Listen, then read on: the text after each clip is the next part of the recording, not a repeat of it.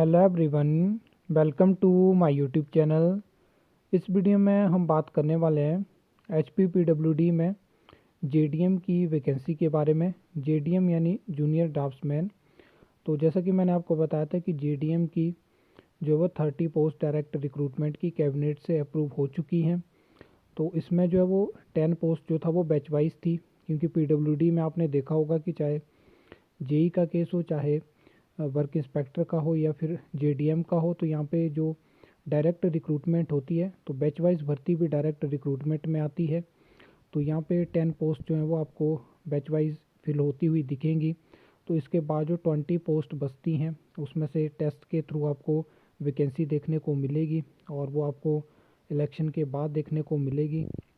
अगर हम बात करें इन पोस्ट की तो इसमें एससी अनरिजर्व्ड की एक है, SC ward of freedom fighter की एक है, एसटी अनरिजर्व्ड की एक है, ओबीसी अनरिजर्व्ड की एक है, ईडब्ल्यूएस की 2 हैं और अनरिजर्व्ड की 4 हैं। ठीक है।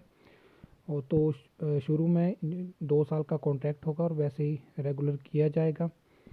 इसमें क्या है कि क्वालिफ़िकेशन आपकी 10th होनी चाहिए और इसके साथ साथ 2 साल का certificate in the trade of draughtsmanship और its equivalent from a recognised ITI. और इसके अलावा जो है वो एज 18 टू 45 के बीच में होनी चाहिए और 5 ईयर रिलैक्सेशन यहाँ पे मिलेगी एससी और एसटी को। फिर इसके बाद क्या होगा कि जो name of candidate with full particulars along with complete postal address, तो ये ऑफिस पीडब्ल्यूडी ऑफिस पूरी डिटेल जाएगी। तो इसलिए लगातार मैं आपको बताता रहता हूँ कि एम्प्लॉयमेंट एक्सचेंज में अगर आप रजिस्टर हो तो वहाँ से आपका डेटा जो है वो डायरेक्टली सेंड हो जाता है जो भी बैच वाइज भर्ती आती है। तो इसकी जो लास्ट डेट है वो 30/4/2024 है नॉन ट्राइबल के लिए, और ट्राइबल के 15/5/2024।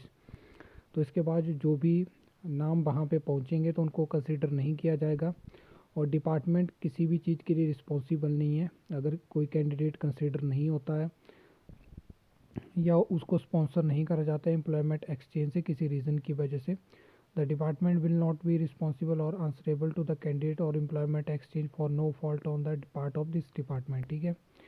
तो इसके बाद बैच ईयर यहाँ पे देख सकते हो 1998 जो है वो जनरल के लिए है, 1999 ओबीसी के लिए, 2000 ईडब्ल्यूएस के लिए, 1999 एससी के लिए, 2002 है एसटी के लिए, 2022 for SC ward of freedom fighter.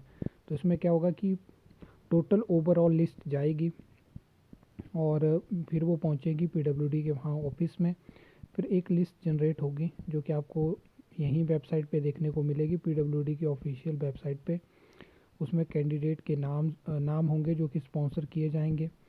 तो उसमें फिर एक शेड्यूल आएगा जिसमें कि बताया जाएगा कि किस दिन ये काउंसलिंग होने वाली है, तो उस हिसाब से पूरी काउंसलिंग होगी। फिर उसके बाद आपको फाइनल रिजल्ट देखने को मिलेगा जो कि एक मतलब पूरी पीडीएफ होगी और जो कैंडिडेट सेलेक्टेड होंगे उनको अपॉइंटमेंट दी जाएगी और उनको कौन सा स्टेशन मिलेगा वो भी वहाँ पे मेंशन होगा। तो कुछ इस तरह से बैच वाइज भर्ती होती है। तो आई होप यहाँ पे आपको सब समझ आ गया होगा। अगर आपका फिर भी कोई डाउट रहता है तो आप कमेंट सेक्शन में कमेंट करके बता सकते हो। आई होप आपको ये वीडियो अच्छी लगी होगी, इन्फॉर्मेटिव लगी होगी। तो वीडियो को लाइक कमेंट शेयर कर सकते हो, चैनल को सब्सक्राइब कर सकते हो फॉर द न्यू अपडेट्स के लिए।